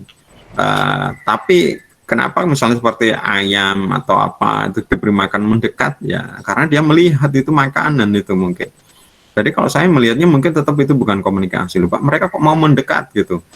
Ya, karena mungkin dia bisa melihat dan bisa secara insting itu makanan, dia jadi datang, ya, datang. Kenyataannya kadang-kadang kalau dia kenyang gitu, kucing gitu ya, kita bilang pus, ya, noleh aja enggak. Berarti dia nggak tahu sebenarnya dipanggil atau tidak, ya, karena dia mungkin perutnya penuh. Ya, oke, kita tahu efeknya sekarang, ya. Kemudian faktor yang mempengaruhi besar tidak efeknya itu adalah, pertama adalah faktor individu, yang kedua adalah faktor sosial. Apa faktor individu? Faktor individu ya pertama adalah dia memberikan perhatian yang terbatas ya, menseleksi ya, atau mungkin persepsi yang mungkin mereka dapatkan itu apa ya, berbeda ya, atau retention ya, apa namanya, berulang kalinya itu beda. Misalnya contoh, ketika saya kayak tadi ya, ketika saya mengatakan contoh, ini loh ada penyanyi yang apa namanya membuat video klip dengan biaya besar. Saya ajak ngomong ini, maaf ya ini contoh tadi ya, ini nggak begitu paham ya. Tapi kayak Afifah bisa jawab Denis ya. Berarti di sini ya, misalnya contoh antara ini dengan Denis, ini mungkin selective attention-nya berbeda, retention-nya juga berbeda ya. Si Afifah mungkin sering mengikuti misalnya informasi seperti itu, sedangkan ini tidak, sehingga retention-nya ini mungkin lebih banyak diterima sama Afifah, sehingga mungkin lebih tahu. Ini contoh ya. Jadi kenapa kok efek tiap-tiap yang diharapkan itu ternyata antar video itu berbeda ya. Ini satu dari faktor individu, karena perhatiannya itu berbeda. Nah, ini mungkin jarang ya melihat sumber-sumber informasi yang sifatnya mungkin hiburan ya, tapi mungkin nggak tahu ini mungkin suka memperhatikan sumber-sumber yang informasi yang lain, misalnya politik gitu, atau Fatwaldi kalau misalnya Fatwaldi ngajak ngomong tentang Manchester United atau Liga Inggris, saya nggak bisa menjawab ya, nggak bisa memberikan respon ya, karena saya tidak memberikan attention saya bukan di sepak bola ya, saya mungkin yang lain. Jadi ini tiap orang sudah berbeda efeknya karena kita ini selective attention, perception, dan retention. Kemudian kedua ya, faktor individu ini karena dipengaruhi pemikiran psikologi adalah motivasi dan pembelajaran ya. Motivasinya berbeda-beda ya. Saya pernah mengikuti kegiatan militer waktu saya kuliah, dan teman kuliah seangkatan ya, teman CS ini akrab ya, bahkan sebenarnya informasinya dapat dari dia, yang ngajak dia sebenarnya ya. Ini juga ikut kegiatan yang sama persis ya, sama ya, cuma ditempatkan berbeda ya. Saya di Lampung Barat, dia di Lampung Selatan kalau nggak salah, pokoknya nggak sekota ya. Ketika selesai gitu kita ngobrol-ngobrol, hampir dia nggak dapat kenangan dari itu ya. Kalau apa yang menarik itu atau dia suruh cerita, nggak banyak yang bisa diceritakan. Saya tanya kenapa gitu, nggak enjoy ternyata, nggak menikmatin ya. Jadi motivasinya mungkin berbeda dengan motivasi saya. Learningnya yang dialami saat latihan militer itu terbatas dengan apa yang mungkin saya lakukan ya. Jadinya apa yang didapat dengan saya dapat ternyata beda ya. Ini yang mungkin juga ya kayak ini ya, kayak kita kuliah ini ya, tiap-tiap orang mungkin motivasi atau learningnya di kuliah ini mungkin berbeda-beda, maka efeknya mungkin berbeda-beda ya. Kalau mungkin motivasinya tinggi, wah saya tak ingin dapat ilmu yang banyak dari proses komunikasi, katanya Pak Yusuf komunikasi itu penting misalnya, itu mungkin akan dapat lebih banyak dibanding pokoknya kuliah lulus join presensi selesai gitu kan, mungkin nggak terlalu banyak ya. Jadi ini ya, makanya tolong, sebenarnya kesempatan itu kalau prinsip hidup saya kesempatan itu tidak mungkin berjalan dua kali ya, nggak mungkin ya. Kesempatan itu hanya datang sekali, dan kesempatan itu tidak bisa diulang dengan kondisi yang sama. Maka saya selalu punya prinsip, kalau ada kesempatan saya akan ambil dan saya benar-benar manfaatkan seoptimal mungkin. Kalaupun punya kesempatan lagi kayak gitu, beda banget ya. Contoh ini contoh aja ya. Saya ikut sebuah pengajian ya. Nah, pengajian ini ustadznya ini, muridnya ini banyak ya, nggak hanya di Jawa ya, sampai ke luar negeri. Suatu ketika jadwalnya dia memberikan pengajian di luar negeri, yaitu di Malaysia, itu datang ya. Dia mau, karena kan sudah tua ya, padahal harus membawa buku dan itu cukup banyak. Dia minta itu perlu seorang staf ya, tapi sebenarnya staf bukan bantu ngajar, bantu barang, bawa tas itu yang banyak isinya buku. Wah, saya tahu ini kesempatan ya, kesempatan kapan lagi seperti itu. Saya mengajukan diri sebenarnya awalnya, tapi nggak dihiraukan ya sama beliau, dan juga tidak didukung sama teman-teman yang lain, karena ini kan kesempatan keluar negeri, kan kesempatan yang luar biasa. Dan karena apa? Karena saya bukan seorang santri yang lama, saya santri baru waktu itu, barusan gabung lah gampangnya. Harusnya kan santri lama yang harusnya diberi kesempatan gitu. Ya, saya tahu diri, tapi saya menyampaikan ya, karena tahu itu kesempatan itu, saya sampaikan gitu, saya sampaikan. Ya, saya tahu saya melangkai orang dan mungkin tidak beradab ya ini. Gitu.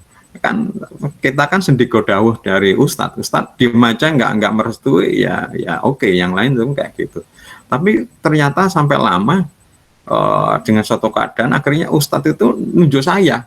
Jadi yang santri-santri yang lain meskipun mungkin nggak setuju karena memang harus sendiko dawuh, karena bagaimana juga Ustadz ini kan lebih tahu, yang kayak saya misalnya guru, saya kan mungkin lebih tahu dibanding pertimbangan, ya hanya diem gitu. Akhirnya saya ke Malaysia seminggu ya, menemani beliau. Dan ini kesempatan yang luar biasa. Saya bisa datang ke Malaysia tanpa mengeluarkan biaya, bahkan pulang masih dapat uang saku, ya, dapat pengalaman, dapat ilmu dan macam-macam, ya, dapat teman dan macam-macam. Ini kesempatan yang nggak mungkin bisa diulang. Dan benar, ketika kesempatan itu ada lagi karena jadwalnya tiga bulan sekali ke Malaysia. Ketika mau berangkat, ya, ada teman yang mau diajak, ternyata beliaunya sakit, gitu, nggak jadi diundur. 3 bulan lagi mau berangkat, sakit lagi, nggak bisa diundur. Sampai kemudian sakitnya agak permanen, sehingga nggak mungkin akan melakukan perjalanan. Dan apa yang terjadi, ya itu kunjungan terakhir itu adalah ke Malaysia itu adalah bersama saya itu tadi itu. Ya, dan kemudian beliau meninggal, nggak akan ada lagi. Ini yang kemudian saya syukurin bahwa kesempatan itu tidak datang sekali.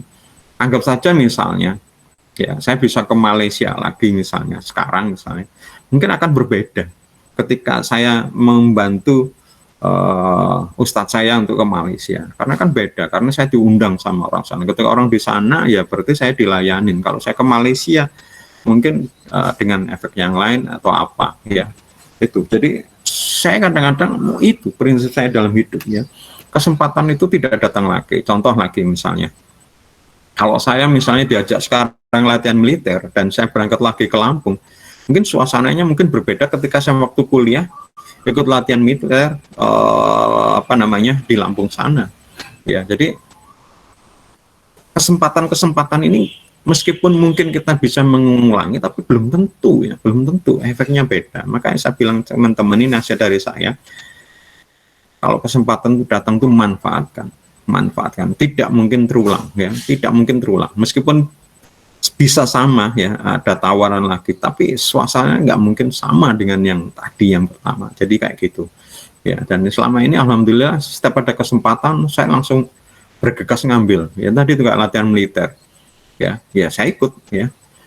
Dan sampai sekarang saya masih menjaga hubungan dengan teman-teman militer tadi, dan sekarang rata-rata pangkatnya kolonel, bahkan ada yang sudah jenderal, ya. Sampai sekarang masih satu grup di WA, di Facebook, ya. Kita masih bisa berkomunikasi, meskipun saya sampai sekarang nggak pernah memanfaatkan teman-teman itu, tapi saya masih punya keterikatan dengan mereka sebagai pernah kampanye sama-sama pendidikan. Kemudian berikutnya adalah faktor individu, adalah kepercayaan, ya, belief, opinion, kebutuhan, nilai. Tiap-tiap orang memiliki nilai-nilai yang berbeda, dan itu mempengaruhi apa yang diserap dari informasi yang disampaikan, ya. Contoh misalnya, kita punya kepercayaan bahwa seperti ini baik, ya. Bagi yang lain mungkin nggak apa-apa, gitu, ya bisa tidak baik atau nggak apa-apa. Jadi ketika ada informasi, ya mungkin yang ini mungkin akan berbeda efeknya dengan yang itu, ya. Masalah kepercayaan, terus kemudian juga masalah kebutuhan, ya. Kemudian berikutnya adalah masalah persuability, ya, persuasinya yang disampaikan sama pesannya tadi itu bersifat persuasinya sangat kuat, ya, gitu. Kemudian yang terakhir adalah yang berkaitan dengan faktor individu, ya. Faktor individu adalah personalitas, ya, personalitas yang dimiliki, ya. Kalau misalnya saya seorang misalnya pendiam misalnya, ya, dengan seorang yang mungkin ekstrovert, ya, bukan pendiam, ketika disampaikan pesan mungkin akan berbeda. Kok bisa Pak Yusuf? Ya, contoh misalnya kesempatan informasi itu berkaitan misalnya untuk kesempatan untuk apa gitu, ya, misalnya lomba atau apa gitu. Ketika saya seorang yang orangnya, ya, ikutan gitu, ya, wah, terus langsung seneng, ya, langsung bereaksi, behaviornya langsung muncul, perilaku, ya saya daftar gitu, ya.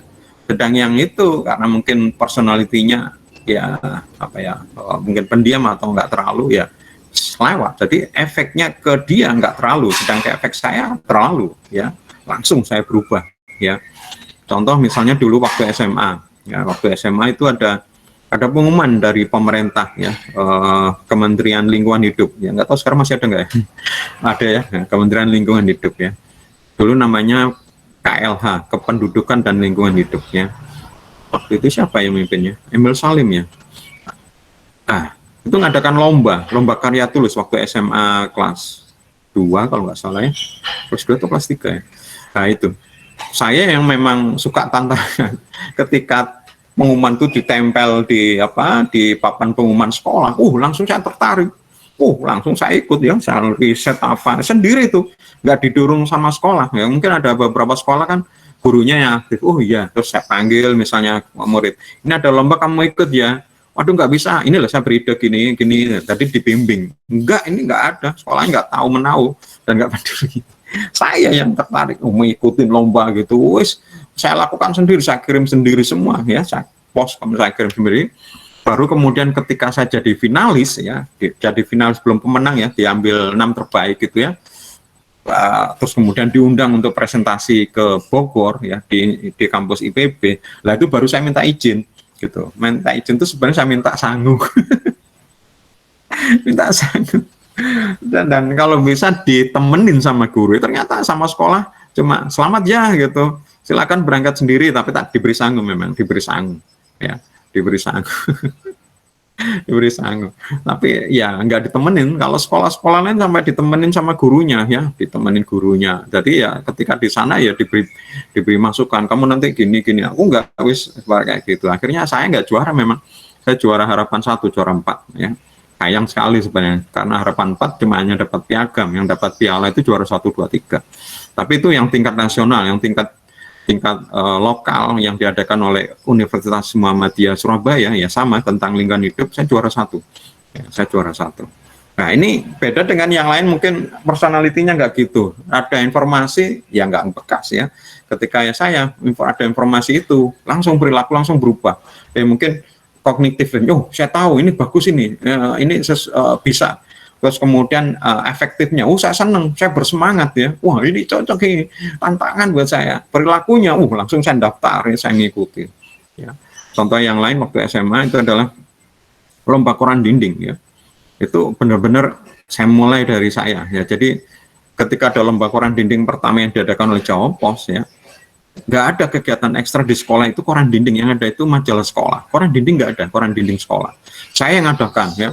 Saya beri nama ya, saya kumpulkan tim, ya kita nggak tahu, nggak ada contoh, senior nggak ada, kegiatan itu juga nggak ada sebelumnya. Saya yang bikin gitu, akhirnya ikut dan juara, ya tentu atas nama sekolah ya, gitu. Tapi ini yang berbeda, ya, jadi personality dan adjustment. Ya, kita lihatlah sekarang apa yang tadi yang dimaksud selective attention, perception, retention. Selective attention adalah seseorang cenderung memperhatikan dan menerima pesan yang sesuai dengan minat dan pendapatnya. Jadi kalau misalnya tadi itu Afifah ketika melihat ada mungkin hukum mungkin tertarik, tapi mungkin Aini nggak tertarik ya, karena akan memperhatikan dan menerima pesan sesuai dengan minat dan pesannya. Jadi selektif ya, perhatiannya diberikan hanya tertentu saja. Jadi sesuai dengan tadi itu. Kemudian adalah selective perception, adalah seseorang akan mencari media yang bisa mendorong kecenderungan dirinya. Orang yang percaya kekuatan gaib akan mencari bahwa kekuatan itu ada. Orang yang percaya bahwa hantu ada, ya yang dilihat ya mungkin medianya itu mungkin media-media kayak majalah Pusmu kayak gitu, Liberty gitu ya. Atau kalau di YouTube itu mungkin yang tayang-tayangan Dunia Lain dan lain-lain kayak gitu. Ya ini, kamu suka nggak kayak gitu? Yang horor-horor ya. Anak-anak sekarang kok senang-senang horor ya? Seru, Pak. Kenapa ini? Seru. Oh gitu. Tapi kamu suka apa enggak? Sedikit, suka. Ya itu kan, itu yang saya juga heran ya. Kenapa kok anak-anak sekarang sukanya horor? Ya ini sempat kemarin mau bikin bikin YouTube channel tentang horor ya. Saya punya banyak bahannya sebenarnya, tapi kok saya nggak terlalu berminat itu ya. Tapi kayaknya view-nya mesti tinggi, ya. View-nya mesti tinggi ya. Dan subscribernya itu dengan cepat tinggi. Pokoknya nggak bikin-bikin kayak gitu. Padahal kayaknya tayangannya nggak tahu beneran atau enggak ya, masuk ke rumah-rumah kosong ya. Itu beneran atau enggak ini, masuk rumah-rumah kosong terus kadang-kadang ada hantunya gitu, itu ada hantu gitu, menurutmu gimana itu? Wallahu alam, Pak. Kemarin di mana ya aku ngomong seperti itu, oh mahasiswa saya di kampus sebelah, dia bilang, oh itu settingan Pak, ada temennya yang jadi setan-setan. Bagaimana menurut Minto ini, benar nggak itu? Bisa jadi, Pak. Ada yang mungkin suka sama horor di sini selain ini? Saya ingin penasaran nih, saya kan anak-anak. Saya tidak suka, Pak. Hah? Saya tidak suka, Pak. Oh, nggak suka kamu? Iya, tidak pernah nonton horor lagi, hanya Iya, makanya kenapa film-film Indonesia yang laris itu genrenya horor ya. Pokoknya pemuja setan, kuntilanak, apa. Aku tahu kamu matimu ya kayak gitu. Aku heran kok banyak sekali sih di Indonesia kok film-film horor ya gitu.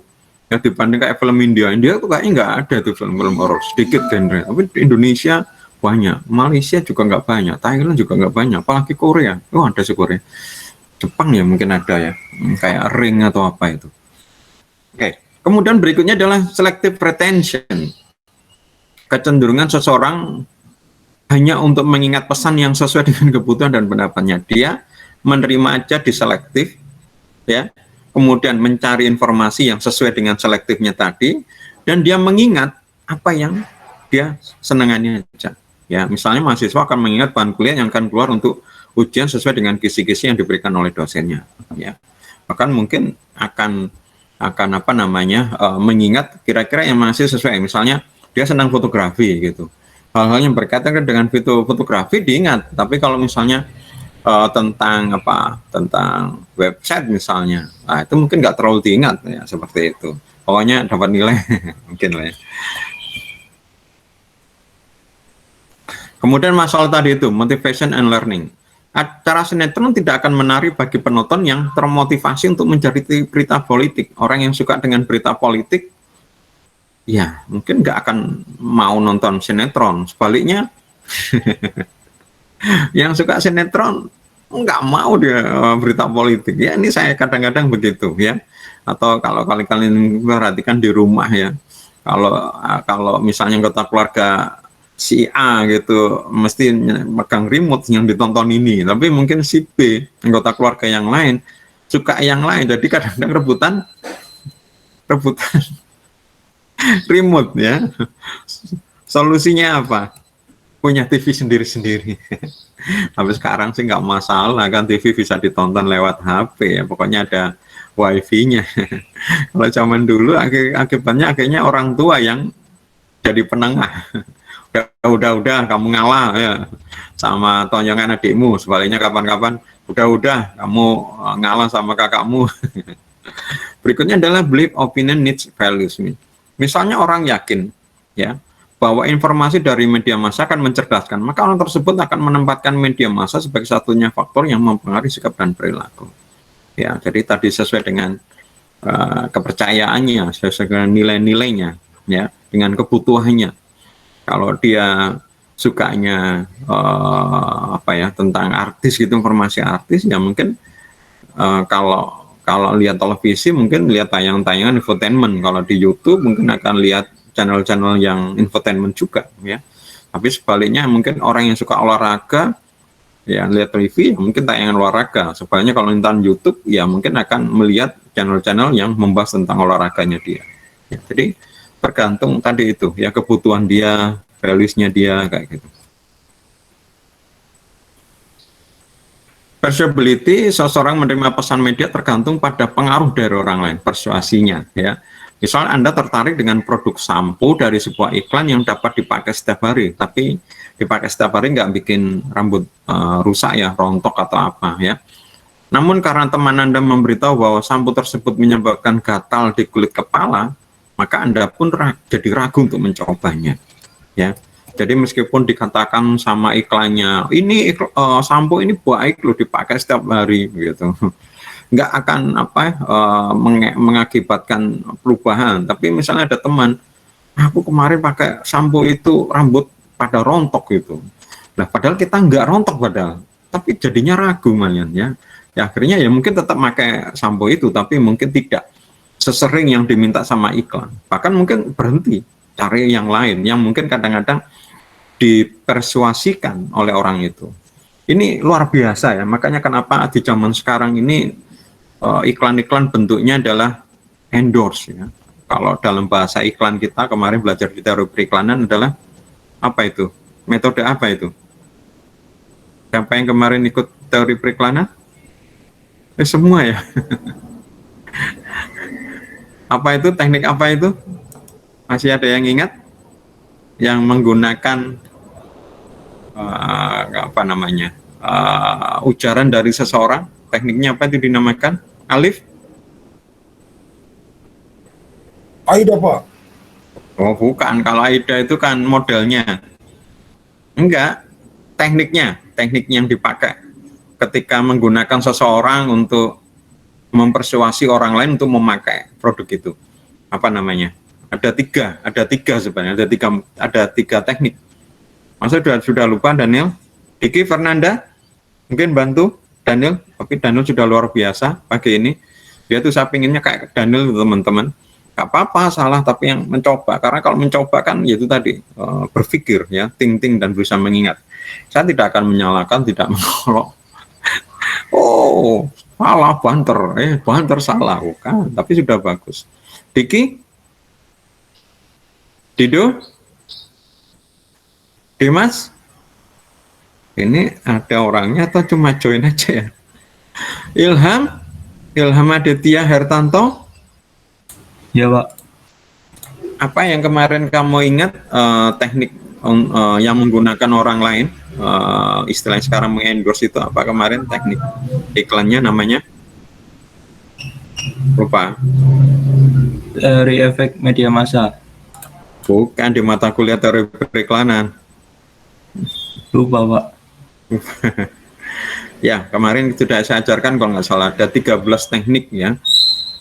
Yang berkaitan dengan seperti endorse ini ada namanya teori namanya public speaking, kemudian public figure, terus kemudian interview, sama satunya apa ya kok saya lupa. Jadi bedanya ada yang memang menggunakan public figure, artinya memang orang itu terkenal. Ada yang orang nggak terkenal tapi dia mengendorse produknya ya. Terus kemudian ada yang modelnya kayak diwawancara ya, artinya kayak orang kebanyakan dan kayak apa ya, diminta pendapatnya ya. Ini kemarin kita belajar di teori periklanan ya. Siapa itu yang mengumpulkan di Dagmar ya.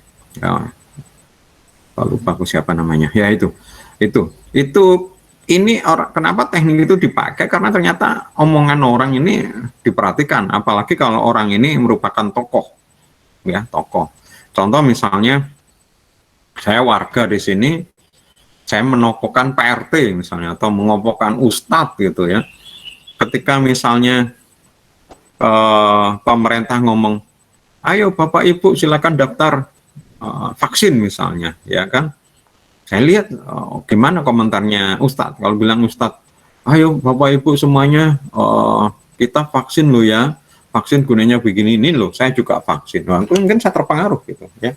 Tapi kalau misalnya Ustadz bilang jangan, ini nggak baik, kemarin saya vaksin, saya sakit, bla bla bla seperti itu. Ya, meskipun pemerintah ini baik, saya mikir ini benar nggak ya gitu. Enggak lah, daripada nanti kalau kepepet yang sekarang dulu deh ya, gitu. Bisa seperti itu ya. Jadi persuasibility ini sangat menarik ya. Saya punya contoh yang disampaikan bos saya ya. Bos saya ini datang ke sebuah toko alat ya, yes, kayak misalnya Ice Hardware gitu ya. Alat dia nyari pompa air ya. Ketika sampai di sana itu ada 20 merek gitu. Ada 20 merek ya. Merek ya.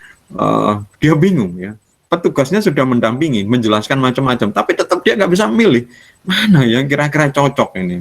Bos saya ini, dia cerita begitu ya. Ke saya, ke kami ya, gitu. Tiba-tiba ada orang ya seumur dengan dia ya, kelihatan ya bukan orang siapa-siapa, mungkin juga orang kaya atau apa, pokoknya ya kayaknya ya orang yang bisa dipercaya gitu. Sambil lewat ya gitu, sambil lewat melihat kayak kebingungan bos saya itu, si orang lewat tadi itu yang nggak kita kenal ya, cari pompa ya Pak ya, itu lupa pakai pompa yang itu gitu. Loh, yang ini kenapa? Kemarin saya pakai itu, enak itu, nggak pernah rusak itu sampai nggak rewel apa-apa seperti itu. Pokoknya jangan pakai itu saya pernah pakai, rusak itu, dan cewari susah saya seperti itu. Bila bos saya itu percaya dengan langsung diambil, bayangkan. Dia tidak berdasarkan iklan, tidak berdasarkan SPG, salesnya atau petugasnya yang menjelaskan, ini berdasarkan orang lain, padahal ini nggak tahu siapa, ya. Tapi kelihatan sepertinya ya orang yang bisa dipercaya, gampang. Ini contoh ini, ya. Betapa sebenarnya orang lebih juga mempercayai orang lain, maka sekarang iklannya memang cenderung ke endorse, ya. Apalagi kalau endorse-nya itu orang-orang yang dipercaya, misalnya ketika suka kemudian dia ngirim WA terus kemudian di screenshot ditunjukkan, ini loh, terima kasih ya Bu, kemarin saya beli ini puas deh sampai kurang gini-gini, ya, di screenshot, orang lihat oh iya ya gitu. Makanya juga ketika orang beli online kan lihat komentarnya, oh ini jelek bla bla bla bla bla, kita ragu itu ya, dia kalau bilang kayak gitu, ya. Tapi kalau ini buahku saya puas bla bla bla gitu, ya kita jadi tambah yakin, ya. Bisa saja padahal itu mungkin temannya dia. enggak. Ya. Berikutnya adalah personality atau adjustment, ya. Misalnya pribadi yang sabar akan sulit terpengaruh pesan di sebuah acara TV yang menasihati harus bersifat sabar, ya. Sebaliknya orang yang menyenangi anak-anak akan senang dengan acara TV anak-anak. Jadi sesuai dengan tadi itu personality. Faktor sosial. Ya, tadi faktor pribadi yang mempengaruhi efek terhadap seorang individu.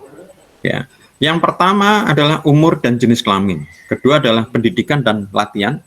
Ketiga adalah pekerjaan dan pendapatan. Keempat adalah agama, dan terakhir adalah tempat tinggal. Ya. Contoh misalnya yang berkaitan dengan pendidikan dan latihan. Orang yang berpendidikan tinggi, ini faktor sosial, ya, akan lebih menyukai acara-acara yang sifatnya mungkin diajak berpikir, ya, kayak misalnya di TV One itu acara, sekarang sudah nggak ada ini, yang dipandu sama Karni Ilyas, apa nama acaranya? Ada yang tahu?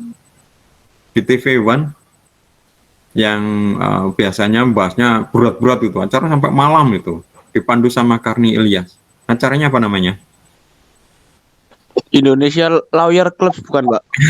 Betul sekali. Kamu suka acara itu? Kadang sih, Pak, soalnya kadang ada materi yang menarik, jadi kadang-kadang lihat. Sekarang masih ada nggak? Masih, Pak. Nggak ada. Tapi lebih malam, lebih sore lagi. Nggak ada. Ada, Pak. Masa nggak ada, sudah diputuskan sama siapa? Karni Ilyas sudah pensiun, dia nggak mau, ya, sudah nggak ada. Mungkin semi, ya, kayak ILC tapi bukan ILC, bukan Karni Ilyas lagi, mungkin apa debat dua sisi atau apa gitu. Tapi yang kayak ILC yang benar-benar yang diasuhkan sudah nggak ada, ya. Saya suka dulu, selalu nonton, ya. Tapi nonton bukan nonton di TV, di komputer, ya. Saya sambil kerja saya nyalakan satu tab gitu. TV streaming, saya kerja gitu. Kalau menarik saya pindah ke situ, saya perhatikan. Kalau enggak saya baca radio. Tapi kalau kelewatan saya lihat di YouTube rekamannya, ya. Ya, apalagi kalau tema-temanya khusus, ya, pasti saya akan lebih tertarik. Tapi hampir nonton itu, ya. Tapi mungkin orang nggak tertarik, ya, yang acara-acara seperti itu. Ya, mungkin lebih yang nggak terlalu banyak mikir. Ya, berikutnya adalah pekerjaan dan pendapatan, ya. Orang yang bekerja di bidang ekonomi akan menyukai acara market review, ya. Orang yang berpendapatan besar kemungkinan akan berlangganan lebih dari satu koran atau majalah. Ini perkaitannya pasti ini, ya. Dulu aja mahasiswa, ya, saat mahasiswa, karena saya sudah punya pendapatan, ya, punya penghasilan, ya. Jadi saya dapat dua, ya. Jadi waktu saya kuliah itu dapat beasiswa selama 3 tahun, ya. Jadi selama 3 tahun nggak mikir membayar SPP, ya, saya bayar sendiri, ya. Itu aja masih sisa sebenarnya. Terus kemudian saya mengajar privat. Ini malah dapat lebih banyak dibanding beasiswa saya. Ya, saya karena punya uang itu, saya berlangganan koran. Ya. Dengan biaya saya sendiri, ya, orang tua nggak langganan saya. Dan saya langganan malah koran 2. Saya ingat Jawa Pos, Republika sama The Jakarta Pulse. Ya. Kenapa saya melangganan Jakarta Pulse? Mau sekalian belajar bahasa Inggris, ya. Kayak gitu. Ya kebetulan kayak punya duit, ya, dan saya yakin ada orang yang mungkin nggak hanya langganan koran yang rutin, mungkin beli majalah secara rutin ya. Tapi kalau yang mungkin nggak punya penghasilan, boro-boro langganan ya, mereka nggak punya ya. Kemudian masalah tempat tinggal, ini juga akan berkaitan dengan apa yang dia baca. Orang yang tinggal di Jogja akan membaca koran Kedaulatan Rakyat daripada Jawa Pos ya. Sebaliknya orang yang tinggal di Bandung akan membaca koran Pikiran Rakyat, sama ya, Kedaulatan Rakyat sama Pikiran Rakyat dibanding misalnya Jawa Pos ya. Karena apa? Koran yang kuat di Jogja namanya Kedaulatan Rakyat, singkatnya KR ya. Dibaliknya di Bandung koran yang kuat di sana namanya PR ya, Pikiran Rakyat. Tapi kalau di Surabaya koran yang kuat adalah Jawa Pos, nggak mungkin akan baca KR atau PR.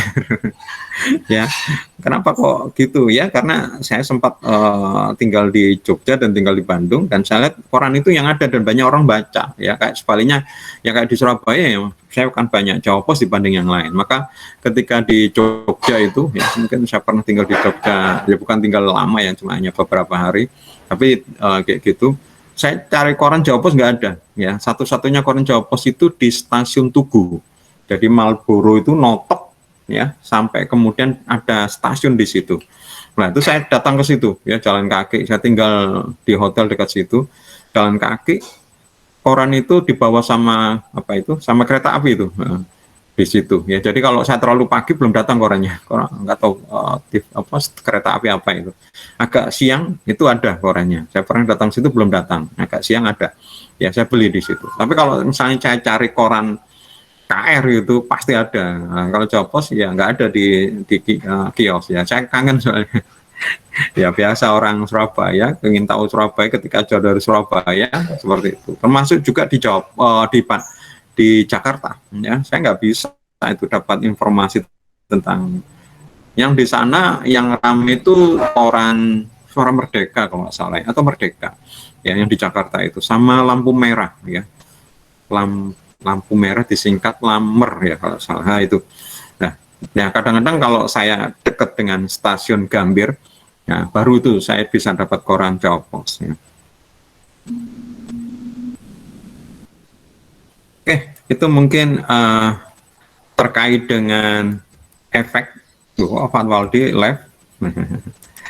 Kenapa ini? Ada yang mungkin mau ditanyakan terkait dengan efek komunikasi?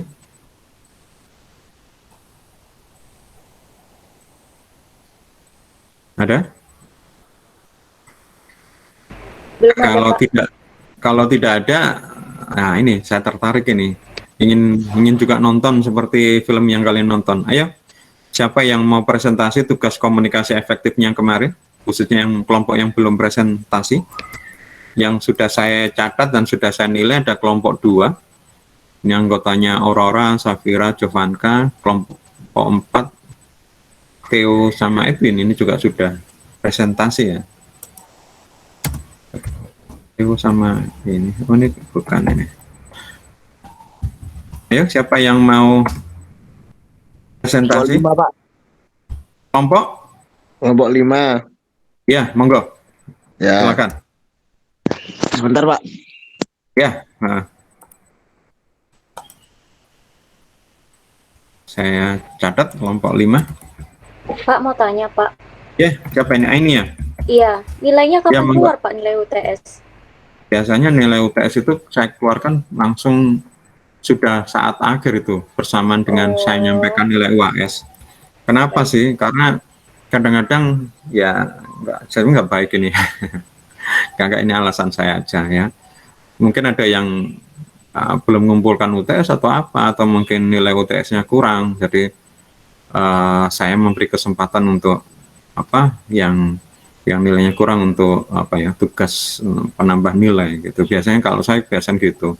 Kalau takutnya kalau setelah UTS saya kirimkan apa adanya, nggak ada kesempatan. Nah, biasanya sesaat itu sekalian siapa yang belum mengumpulkan tugas gitu ya, belum mengumpulkan tugas itu mungkin bisa, tentu ya tetap ada punishment-nya ya. Biasanya nilainya saya kurang yang telat-telat kayak gitu.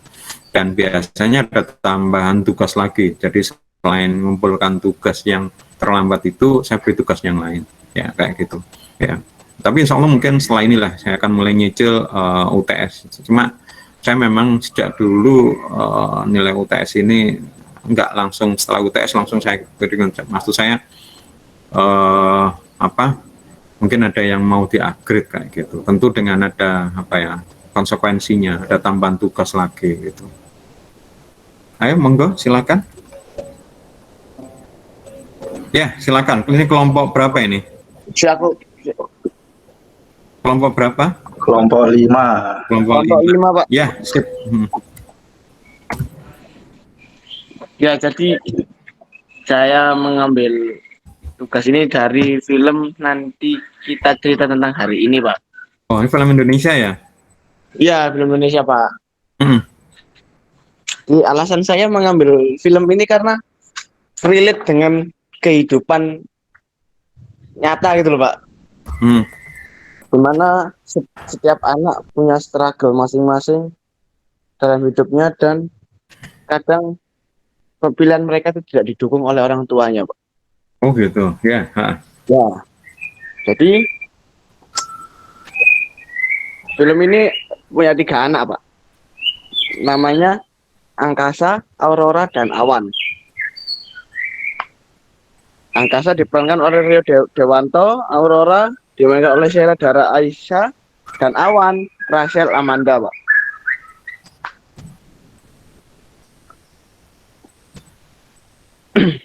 Sebentar, Pak. Halo? Halo. Terdengar suaranya, Pak ya? Iya. Oh ya, saya kira enggak terdengar, Pak.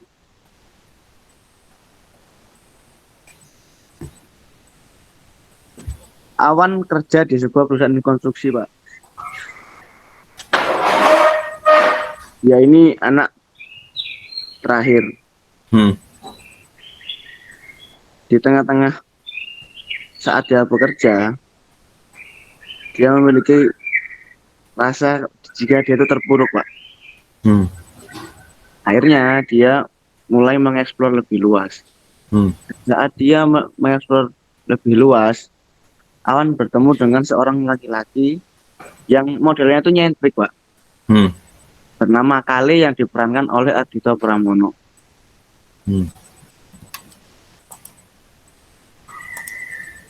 Kale memberikan warna baru di hidup Awan dengan pengalaman hidup, jatuh, bangun, hilang, dan semua satu manusia pada umumnya.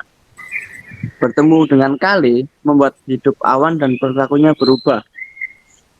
Hal tersebut membuat ayahnya marah karena Awan jadi lebih berontak, Pak. Karena Awan ini kan anak ketiga dan Awan anak yang paling kayak di eman-eman gitu, Pak. Yang akhirnya jatuhnya Awan tuh menerimanya merasa terkekang. Nah, di situ tagline Nanti Kita Cerita Tentang Hari Ini yang tagline-nya adalah semua keluarga punya rahasia. Itu muncul. Nah, terus terungkapnya rahasia itu jadi trauma dari semua anggota keluarga ini, Pak. Namun di akhir film mereka akhirnya bersatu kembali menjadi keluarga yang baik dan mencoba mengobati rasa trauma itu, Pak. Itu, Pak. Nah, terus gimana komunikasi efektif atau tidak efektifnya? Nah, Pak, kalau komunikasinya ini dari pada saat ini bicara dari soal kayak promosinya film ini, Pak, bukan di dalam filmnya. Jadi orang mau melihat film ini dari awal sudah ngerti isinya itu tentang keluarga dari tagline yang disebut tadi.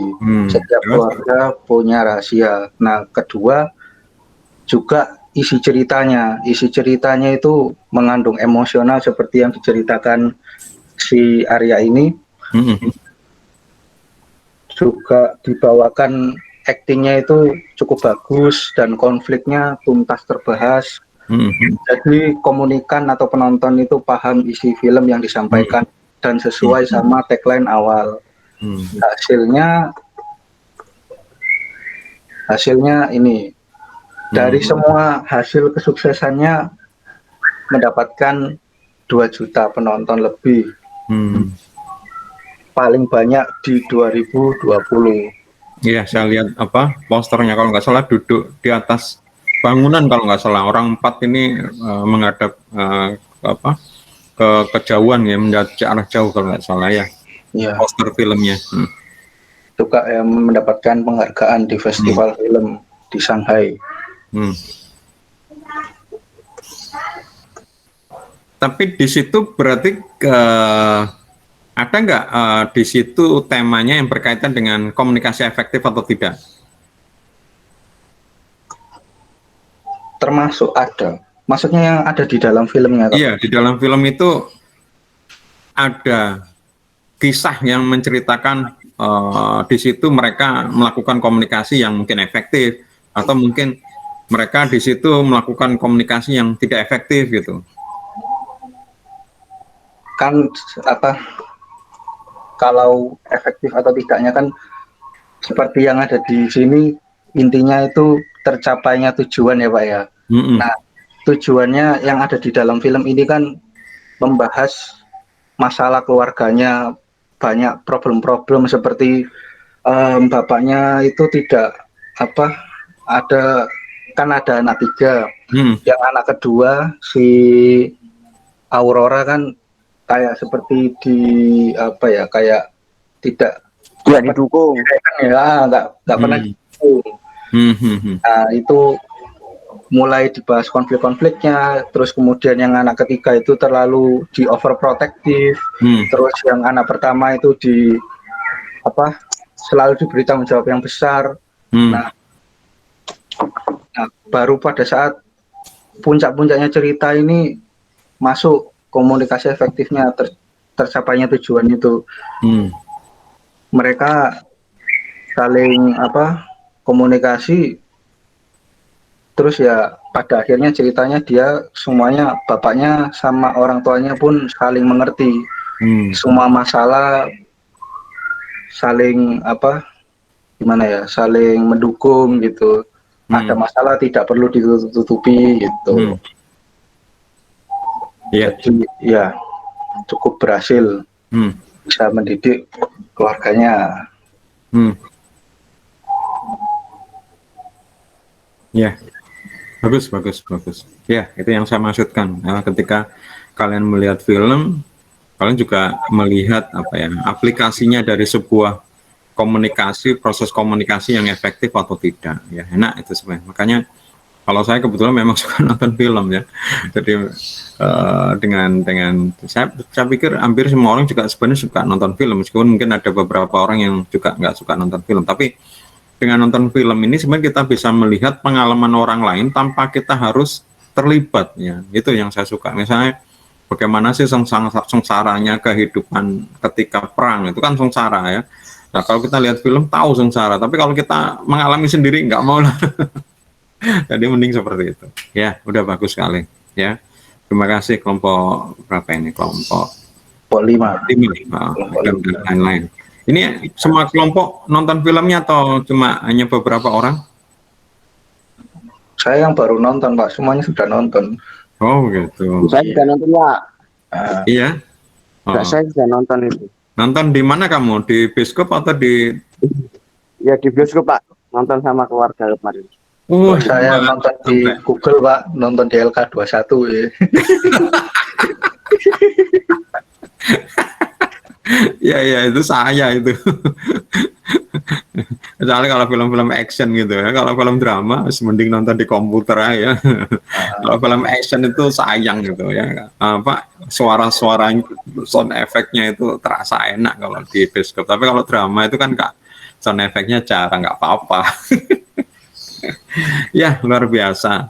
Ya, jadi ini teman-teman mungkin kalian bisa jadi jadi watchlist ya dari teman kalian. Saya mungkin kalau ada kesempatan bisa nonton ini. Termasuk ini sebenarnya juga mungkin persoalan keluarga di Indonesia ya. Ya, ini persoalan keluarga di Indonesia dan kalian mungkin bisa mendapatkan hikmah dari nonton film ini. Luar biasa.